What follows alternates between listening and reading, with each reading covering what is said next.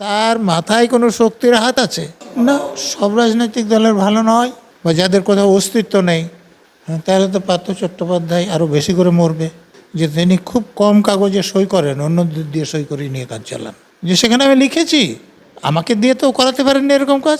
সব জায়গায় অসৎ লোকদের নিযুক্ত করবে। যা ওই মেয়েটিকে গার্ডের রুমে রেপ করেছিল, তার বিরুদ্ধে এর আগে 11টা কেস ছিল। মমতা ব্যানার্জি দায়ী, তার বিরুদ্ধে কোনো ব্যবস্থা নেওয়া হয়েছে?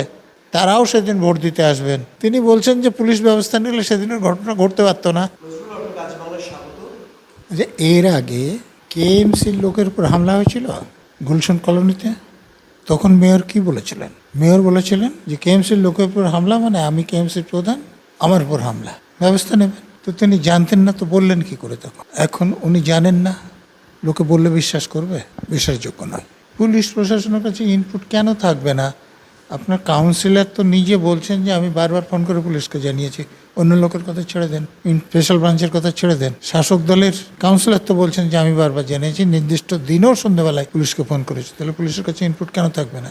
না, আপনারা কিছু ব্যাপার খেয়াল করছেন না। এক নম্বর হচ্ছে, আপনি যে মূল অভিযুক্ত বলছেন, তিনি সোশ্যাল মিডিয়ায় যে পোস্টগুলো দিয়েছে তাতে অন্যতম অভিযোগ হচ্ছে যে এই সুশান্ত ঘোষ তাকে নিয়ে ভোটের সময় ঘুরেছে।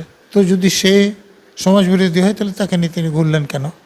আমি ওটা ছেড়ে দিলাম। তিনি বলছেন যে বারবার বলার পরেও গুলশান কলোনিতে বেআইনি নির্মাণ হচ্ছে।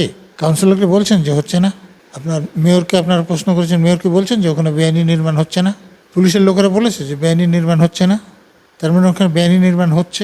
তাহলে যিনি বলছেন পোস্ট করে, তিনি সে নির্মাণ করাচ্ছেন না, তাই তো নাকি? তিনি যদি করাতেন তাহলে তিনি এটা অভিযোগ করতেন না। তাহলে ওখানে যিনি বলছেন তার বিরুদ্ধে অন্য একটা গ্রুপ ওখানে আছে যারা এই অবৈধ নির্মাণ করাচ্ছেন। তো তাহলে সে অবৈধ নির্মাণ কারা করাচ্ছে? আপনারা তো প্রশ্ন করছেন না। যে সাংবাদিকরা আপনাদেরকে যা বলে দেয় শুনে নেন।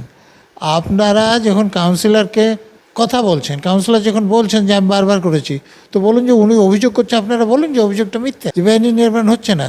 আপনারা মেয়রকে জিজ্ঞেস করুন যে বলুন আপনার অভিযোগটা মিথ্যা, কোনো বেআইনি নির্মাণ হচ্ছে না।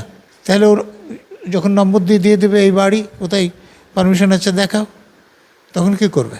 পুলিশের লোকেরা বলেছে যে বেআইনি নির্মাণ হচ্ছে না তার, এবং আপনারা বলছেন যে একে খোঁজ করে পাচ্ছে না। তো কাউন্সিলর নিজে বলছেন যে তার মাথায় কোনো শক্তির হাত আছে। তো সেই শক্তিটা তাহলে কাউন্সিলর থেকে উপরে কোনো বড় নেতা বা মন্ত্রী, দেখুন সেটা কাউন্সিলর বলতে পারবেন। শক্তি যখন বলছেন তিনি তো জানবেন শক্তিটা কে, নাহলে তার থেকে যে বড় শক্তি সেটা তিনি কী করে জানবেন? তো শক্তির কথা তো তিনি বলছেন, এবং এটা খুব পরিষ্কার যে কাউন্সিলর বলার পরও পুলিশ কোনো ব্যবস্থা নিচ্ছে না। সেই দিনও ফোন করেছেন তিনি বলছেন যে পুলিশ ব্যবস্থা নিলে সেদিনের ঘটনা ঘটতে পারত না।